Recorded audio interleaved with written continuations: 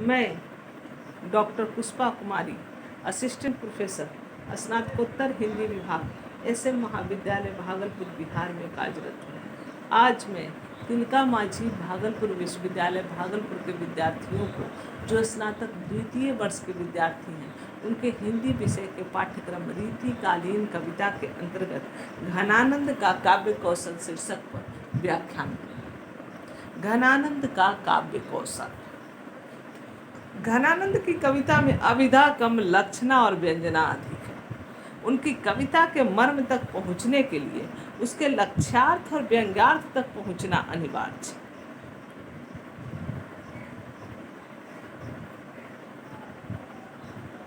अपनी कविता की विशिष्टता स्वयं घनानंद ने इस सवैये में व्यक्त की है। उर्भौन में मौन को घूंघट कै दूरी बैठी विराजती बात बनी, मृदु मंजु पदारथ भूषण सौ सुलसै हुलसै रस रूप मणि, रसना अलिकान गली मति है पधरावती लय चित्र सेज ठनी, घन आनंद बुझनी अंक बसे बिलसे रिजवार सुजान घनी। इस सवैये में घनानंद ने अपनी कविता की विशिष्टता बताई। घनानंद कहते हैं कि मेरी कविता में काफ़ी कुछ मौन है, जिसे समझने के लिए हृदय के अंदर प्रविष्ट करना होगा, क्योंकि कविता का वास वही है। इसलिए वे कहते हैं कि कविता हृदय के भवन में मौन का घूंघट डालकर अपने को छिपाए हुए है। ऐसा नहीं कि उसमें भौतिक जगत का चित्रण नहीं हुआ है, पर जो भी है वह कोमल और सुंदर है।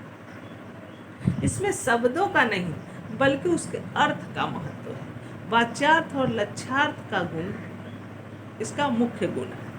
इसमें अलंकार भी है, इसमें रस भी है।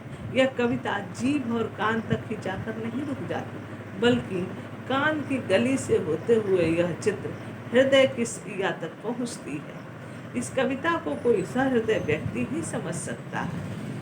यहाँ घनानंद स्पष्ट रूप से कहना चाहते हैं कि कविता शब्दों का खेल नहीं है, भावानुभूति उसकी प्रमुख विशेषता है, जिसका आनंद सहृदय ही ले सकता है। घनानंद की काव्य शैली के दो भाग किए जा सकते हैं, वक्र और ऋजु। भक्ति संबंधी रचनाओं में ऋजु तथा रसात्मक रचनाओं में वक्र शैली का प्रयोग किया गया। ऋजु शैली में संश्लिष्ट रूप में संस्कृत की तत्सम शब्दावली का प्रयोग किया गया है, जो वक्र शैली में नहीं मिलता। भावों की मार्मिकता तथा गंभीर प्रभावशीलता वक्र शैली के गुण हैं। वक्रता का आधार लक्षक भाषा है। वक्र शैली के दोनों भेद, संश्लिष्ट और विश्लिष्ट, घनानंद की काव्य कला में दिखाई पड़ते हैं। जहाँ विचारों की प्रचुरता है, वहाँ कवि कम से कम शब्दों में उन्हें व्यक्त करना चाहता है। इन स्थलों में शैली संश्लिष्ट हो गई है। संश्लिष्टता भाषा की उतनी नहीं है जितनी विचारों की। ऐसी रचनाएं अपेक्षाकृत कठिन भी हैं। अनुप्रासादी शब्दालंकारों का लोभ भाषा को और क्लिष्ट तथा संश्लिष्ट कर देता है। जहाँ इस प्रकार का कोई कारण क्लिष्टता का नहीं है, वहाँ सरल भाषा में मार्मिक भावों की अभिव्यक्ति हुई। शैली की मार्मिकता जितनी इस सरल साधारण रूप में व्यक्त हुई है, उतनी संश्लिष्ट रूप में नहीं। संश्लिष्ट शैली रीति परंपरा का अवशेष जैसी लगती है। वह बुद्धि को जगाकर विचारों की गहराई में पाठक को व्यस्त करती है, पर साधारण शैली हृदय को सीधा स्पर्श करती है और उसे ऐसे भावों में डुबो देती है जो जिससे वे परिचित है। जैसे लही रहे हो सदा मन को, और को देवो न जानत जान दुलारे, देखियो न है सपनों हूँ कहूँ, दुख त्यागे सकोच रसोच सुखारे, कैसो संजोग वियोग धो आटी फिरो घने आनंद हुए मतवारो, मो गति बूझी परे तब ही जब हो धरी कहूँ आपत न्यारे।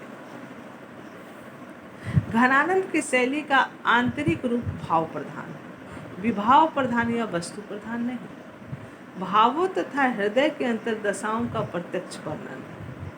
इसमें रमणीयता तथा अनुभूति योग्यता लक्षणा द्वारा उत्पन्न होती है। अभिलाषा का वर्णन करता हुआ कवि कहता है, रस सागर नागर श्याम लखो, अभिलाख निधार मझार बहो। सुन सूझत धीर को तीर कहूँ, पचिहार के लाज सिवार गहो। यहाँ अभिलाषा का भाव धार उपमान का, धीर भाव का, तीर तथा लज्जा भाव सिवार का रूप धारण कर प्रत्यक्ष हो जाते हैं। फलतः अभिलाषा मग्न व्यक्ति का जल मग्न व्यक्ति के समान चित्र बन जाता है। घनानंद की शैली में रहस्य भावना की भी झलक कहीं कहीं प्राप्त होती है। प्रस्तुत के भाव या व्यापारों के वर्णन में परमेश्वर की व्यापकता, अंतर्यामिता, एकता आदि गुणों के संकेत किए गए हैं। प्रिय आनंद घन के दर्शन के समय प्रेमी उनके तेज से हतप्रभ होकर उन्हें पुनः नहीं देख पाता। घन आए तो साथ ही बिजली की कौंध भी आई, जिससे प्रिय के देखने को नहीं दिया। बाद में बुद्धि को संदेह लगा कि वे आनंद घन सचमुच हैं भी या नहीं। चेतक रूप रसीले सुजान दई, बहुतै दिनु नय को दिखाई। कौंध में चौंध भरे चखहाए, कहा कहाँ हेरनी ऐसे हिराई। बातें बिलाई गई रसना पे, हियो उमग्यो कही एको न आई। साँच के संभ्रम हो घने आनंद, सोचने ही मति जाति समाई। यहाँ प्रस्तुत वर्ण भाव प्रिया मिलन है, पर वह घन के अप्रस्तुत व्यापारों द्वारा व्यक्त किया गया है। अंतिम पंक्ति में परमेश्वर की सत्ता के अस्ति नास्ति के संदेहों की ओर भी संकेत किया गया जान पड़ता है। इसकी छाया में ऊपर की तीनों पंक्तियों का अर्थ परमेश्वर को प्रिय मानकर किया जा सकता है। घनानंद की यह रहस्य शैली कबीर आदि ज्ञानमार्गी संतों की रहस्य शैली से भिन्न है। सतही तौरों पर सूफी काव्य परंपरा में इसका मेल हो सकता है, पर सूफियों का अध्यात्म धर्म दर्शन से जुड़ा है और अध्यात्म सर्वसाधारण दार्शनिक भावना है। वस्तुतः घनानंद सखी संप्रदाय के उपासक थे, जिसमें रहस्य की भावना नियत रूप से वर्तमान रहती है। वक्रता घनानंद की शैली की प्रमुख विशेषता है। आचार्य कुंतक का विश्वास है कि साधारण तरीके से किसी प्रकार के रस की उत्पत्ति नहीं हो सकती, वह वक्रोक्ति से ही संभव है। हिंदी में जहाँ अनुभूति थी वहाँ चमत्कार नहीं था, चमत्कार था तो अनुभूति नहीं थी। घनानंद ने दोनों का योग किया है। इनकी रचनाओं में अनुभूति मूलक वक्रताएं विद्यमान हैं। उन्होंने कहीं कहीं उर्दू फारसी की वस्तु वक्रता अपनाई है, किंतु वह उनकी गंभीर अनुभूति के अनुकूल नहीं पड़ती थी। घनानंद ने अपने कवित्व सवैयों में अपनी प्रेसी सुजान तथा उसका नाम प्रायः सर्वत्र प्रयुक्त किया है। इन दो में भी प्रधान आनंद घन शब्द है। समस्त रसात्मक तथा भक्ति भावपूर्ण रचनाओं का वही आधार है। सुजान तथा आनंद घन गुणवाचक विशेषण मान लिए गए हैं। ऐसे स्थल कम ही मिलेंगे जहाँ आनंद घन या घन आनंद कवि के अर्थ में ही प्रयुक्त हुआ हो। अपने तथा अपनों के नाम का सौंदर्य के साथ काव्य में प्रयोग घनानंद की काव्य कला की एक विशेषता मानी जाए। घनानंद की शैली आत्मनिवेदन की है। कवि अपने को प्रिय अथवा प्रेमी मानकर भाव निवेदन करता है। संस्कृत प्राकृत के काव्यों में यह शैली दृष्टिगत नहीं होती। फारसी साहित्य में यह शैली प्रचलित रही है। रीतिकाल के स्वच्छंद धारा के कवियों में घनानंद और आलम ने इस शैली को अपनाया। स्वयं प्रेमी होने के नाते प्रेम कथा को अपने आप ही कहना इन्हें अच्छा लगा। स्वच्छंद प्रवृत्ति के कारण इन्हें भारतीय समाज की उस मान मर्यादा की परवाह नहीं थी जिसकी परवाह रीति मार्गी कवियों ने की थी। घनानंद ने कवित्व और सवैया छंदों में ही अपनी अधिसंख्य रचनाएं रची। उन्होंने सवैया छंद के प्रयोग में रुचि की विविधता का प्रदर्शन नहीं किया है। अपनी कोमल लय के कारण सवैया छंद श्रृंगार वर्णन में विशेष प्रचलित हुआ। घनानंद के अधिसंख्य सवैया अत्यंत कोमल शब्दावली में रचे गए हैं। उनसे संगीत की मधुर गूंज उत्पन्न होती है। उनके सवैयों में नरोत्तम दास तथा मतिराम की सी सरलता और कोमलता मिलती है। घनानंद के कवित्व औरों की अपेक्षा सरल कोमल तो है ही, इनके कवित्व में छंद विन्यास भी उच्च कोटि का है।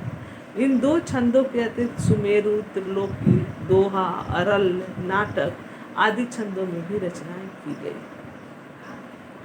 घनानंद की रचनाओं में अलंकारों का प्रयोग अत्यंत कम है। सीधी सरल शैली में मार्मिक भावों को व्यक्त करने वाले पद्य अधिक हैं। वैसे कवि जो भाषा संबंधी आदर्श के हैं उसमें अलंकारों के स्थान हैं, पर वो अर्थोपकारक हैं। हृदय के भवन में मौन का घूंघट डालकर जो बात वनिता बैठी कहती है वह रस की मनियों और पदार्थों के मंजू भूषणों से शोभायमान होती है। उर भवन में मौन की घूंघट कै दूरी बैठी विराजती बात मनी, मृदु मंजू पदार्थ भूषण सो सुबसे हुबसे रस रूप मनी। घनानंद के काव्य में यमक, श्लेष, अनुप्रास, उपमा, सांग रूपक, व्यतिरेक, अनन्वय, संदेह, विनिमय, प्रतीक, उत्प्रेक्षा, रूपक, अतिशयोक्ति, विरोध, हीनोपमा आदि अलंकारों का प्रयोग हुआ है। स्पष्ट है कि जिन अलंकारों का उन्होंने प्रयोग किया है वे प्रसिद्ध हैं। इस प्रकार के अलंकार सभी के काव्य में आ सकते हैं। इससे कवि की प्रवृत्ति अलंकार निरपेक्ष प्रतीत होती है। धन्यवाद।